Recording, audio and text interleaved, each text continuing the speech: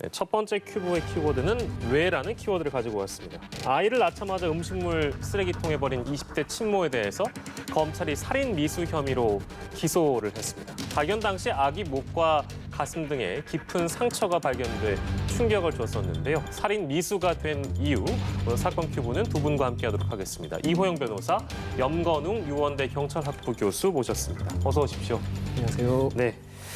첫 번째 사건으로는 이 사건을 저희가 다뤄볼 텐데요. 살인 미수 혐의로 이제 기소가 됐습니다. 먼저 사건의 개요부터 정리를 하고 갈 텐데 염건웅 교수께서 말씀 주시겠습니까? 네, 지난달 18일이었죠.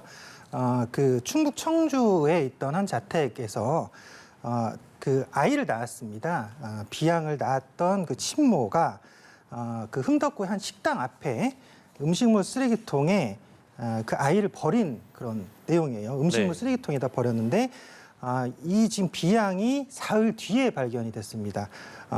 그 지나가던 행인이 오전 한 3시경쯤에 고양이 소리가 들린다. 예. 이런 그 내용으로 신고를 했고요. 그 신고한 내용을 바탕으로 경찰이 출동해서 보니까 버려진 영화가 있었던 것이죠. 그래서 거기에 따라서 지금 그 친모 같은 경우는 현재는 경찰에서 검거를 한 그런 내용이고요. 예. 현재 지금 그 살인 미수 혐의로 지금 구속 기소된 그런 상태입니다. 예, 근데 입건 당시에는 이게 영아 살해 미수죄를 적용했었다가 지금은 살인 미수죄를 적용해서 기소가 된 건데 어떤 배경이 있었습니까, 변호사님?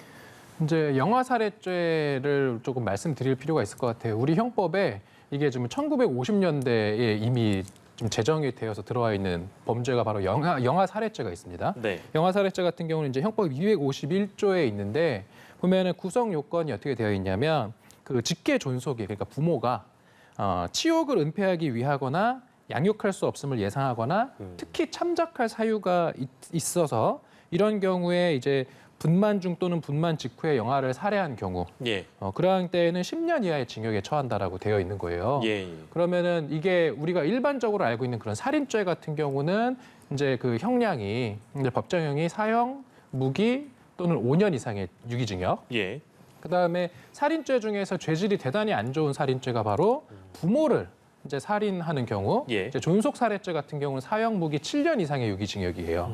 근데 지금 그것과 비교했을 때 영아 살해죄 같은 경우는 이제 10년 이하의 징역이고 예. 이 경우는 10년 이하라고 하면은 법정형의 상한만 있고 하한이 없기 때문에 6개월형 선고해도 되는 거거든요.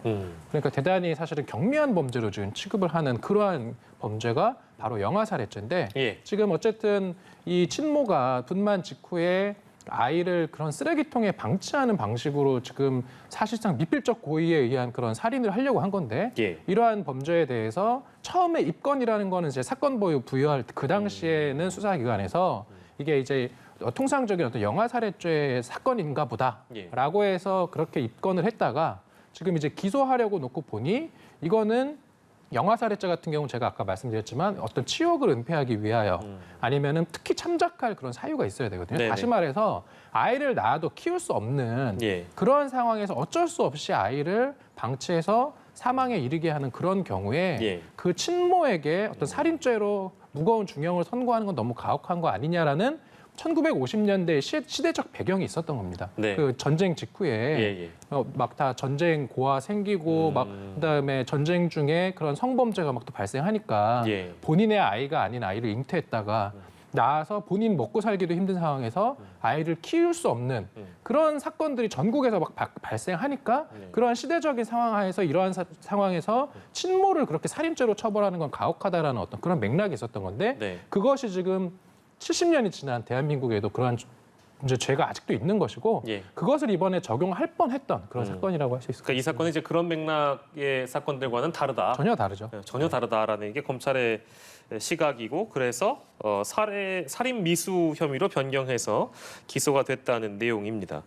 또 근데 검찰은 직권으로 친모의 친권 상실 선고를 청구했는데 이건 또 어떤 경우에 가능하다고 하나요? 네, 일단은 방금 변호사님이 말씀하셨지만 검찰에서 굉장히 죄질이 안 좋게 본 거죠. 그래서 지금 영아 살해 미수 같은 경우는 어쨌건 간에 형이 감경되는 그런 성격을 갖고 있기 때문에 이것은 살인 미수에 해당한다 봤고요. 그다음에 즉각적인 조치를 통해서 친권을 상실케 하려는 그런 조치를 하는 거죠. 네. 왜냐하면 지금 그 친모가 이 아이를 기를 수도 없고 또 또 심지어는 살해를 하려는 그런 의도를 갖고 있었다라는 게 이제 명백하기 때문에 이런 네. 부분에 있어서 친모의 친권 행사를 제한하기 위해서 검찰이 할 수 있는 그런 부분이 있다는 거죠. 친권 상실 선고 청구를 할 수가 있습니다. 예. 민법 제924조에 보면 검찰은 공익의 대표자로 직접 친모를 상대로 친권 상실 선고가 가능하다는 거죠. 그렇게 되면 이제 후견인을 세울 수 있고요. 예. 그렇게 되면 후견인이 또 대리해서 이렇게 아이를 위탁할 수 있는 그런 과정이 있습니다. 근데 지금 친모가 우발적 범행이라는 주장을 하고 있다면서요? 네, 맞습니다.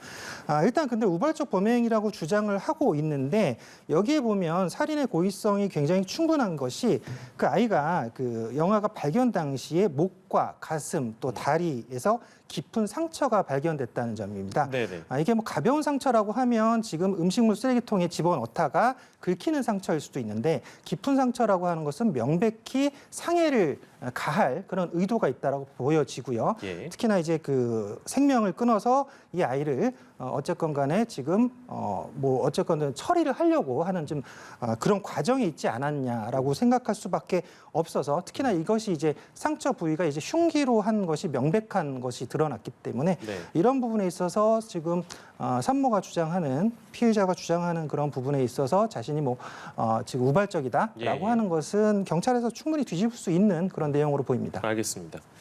아이 상태는 어떻다고 전해지나요?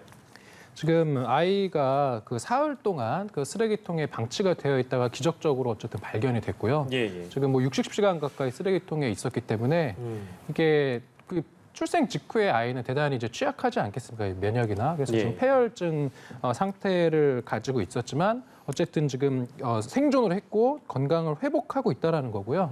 아이에게 이름도 지금 뭐 지어줬다라고는 예. 하는데 일단은 좀 건강하게 회복하기를 그런 바라는 마음입니다. 예. 차후에 이제 치료를 마친 뒤에 아이는 어떤 보호를 받게 되는지도 궁금할 텐데 어떻게 예상할 수 있겠습니까? 네, 지금 친모 같은 경우도 양육하기 어렵다라는 그런 의사를 청주시에 밝혔던 그런 내용이 있습니다. 예. 그렇기 때문에 이 아기가 만약에 퇴원을 하게 되면 가정 위탁이나 보호 시설로 옮겨질 가능성이 있어요. 그래서 어떤 그 위원회를 통해서 예. 사례 결정 위원회를 통해서 심의를 하게 되고 이 아이를 보호 시설로 보낼지 또 가정 위탁을 할지 이런 부분을 결정하게 될 것 같습니다. 예. 근데 이제 많은 분들이 이제 이 사건 관련해서 뭐 분노도 하십니다만 온정의 손길까지 이어지고 있다는 얘기가 있습니다. 맞습니다. 지금 사연이 너무 안타깝죠. 정말 바로 지금 빚을 본 아이에게 너무 가혹한 그런 범죄 행위가 이루어졌기 때문에 이런 부분에 대해서 지금 여러 그 후원금들이 이제 지금 지금 독려를 하고 있는데요.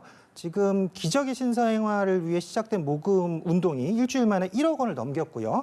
모금에는 뭐 시민단체, 교회, 또 온라인 맘카페 회원, 공무원 등 1,800여 명이 참여해서 많게는 500만 원의 성금을 보내주기도 했습니다. 예, 많은 분들의 온정의 손길이 이어지고 있습니다. 그야말로 기적의 생존이라고 얘기해도 무방할 텐데요. 마지막으로 이 친모에 대한 법적 수위 전망을 하고 다음 사건을 넘어가도록 하겠습니다. 변호사님.